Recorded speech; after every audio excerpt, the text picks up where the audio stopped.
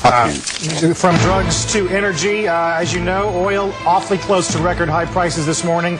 We did cross 135 overnight, right now 134.38. Airlines, drivers, just about everyone begging for relief somehow.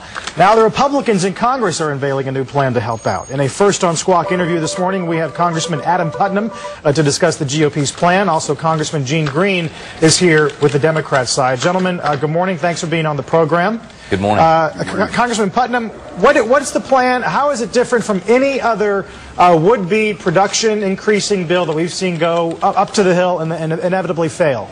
Well, hopefully what we'll see is that it won't fail this time. I mean, hopefully all of our friends across the country will recognize the need that at $4 a gallon gasoline, $135 barrel oil overnight, that they need to jump in line and adapt the policies that we've been putting forward now for over a decade, which are supply-oriented, and recognize the need that to solve this problem for the long term, we have to make America more energy secure. We have to expand domestic exploration. We have to add additional refineries. We have to add nuclear power into our electricity grid portfolio.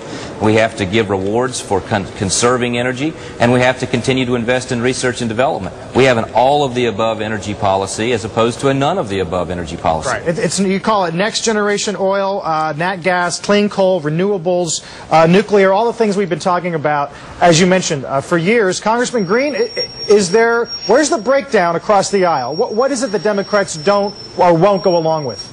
Well, I have to admit, I don't really speak for the Democrats because I'm a Texas Democrat, and we need all three. Well put. We need to conserve more. We need to look at alternatives, which we tried in December when we passed up the corn ethanol. We found out what it does is it raises our food prices. But we also need more exploration, but we really need to get more oil to the market, and particularly from our own country. The best signal we can send to OPEC and anywhere else in the world is maybe not filing a lawsuit against them, but actually saying we are going to start producing in our own country. And of course, if you get a barrel of oil from Saudi Arabia, they're going to want $135 if you get it from Mexico. But if you get it in your backyard, you're going to want $135. Sure. Can you convince the other wings of your party to think like you do? Well, I think it has to be a joint effort, because we also have to look for the future, in the long-term future. There's been lots of hearings in Congress over the last year about what the alternatives are over a longer period of time. But the short run, we really need to have more oil on the market. And again, I don't know if I speak for the majority Democrats, but I also know that that's what we have to do if we're going to try and deal with $135 a barrel oil.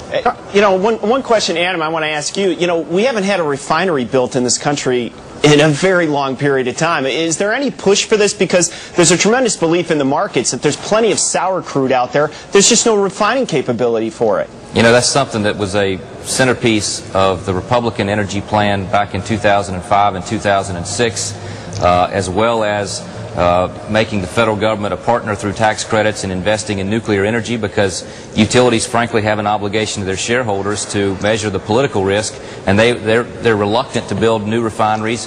Utilities are reluctant to build new nuclear power plants because they're afraid that some new Congress or some new president's going to pull the rug out from under them.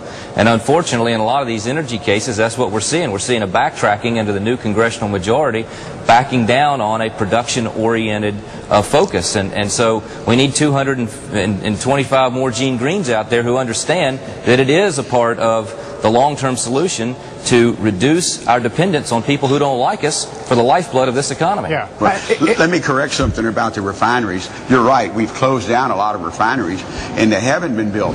But every refinery in my district has been expanded, and what we've seen in our country, we're actually producing more refined product than we ever have in history, because we have more larger refineries. We do need more domestic refining capacity, and I explained to people, I said, you think we have trouble with President Chavez because of crude oil? Just think if we were importing refined product from him. Right. Congressman Putnam, what's going to be easier, getting some offshore production going or doing some production in the West? They all face political hurdles, but which one is most likely to pass? Well, you know, in the 2005 and 6 energy bills, we opened up a new area of the eastern Gulf of Mexico that had never before been open for exploration. we were unsuccessful in opening up new areas in the Arctic. Hopefully, our colleagues will revisit that decision not to open up areas in the Arctic and not to open up some of the western lands. Right. It's vitally important that we do this. I think we ought to take one of these BRAC military bases and designate it to build a national defense refinery. We have the space. It's surplus federal property. We've already decided that it doesn't have a use as a military base. Let's build a new refinery there. Let's lead on this issue. Let's get something done.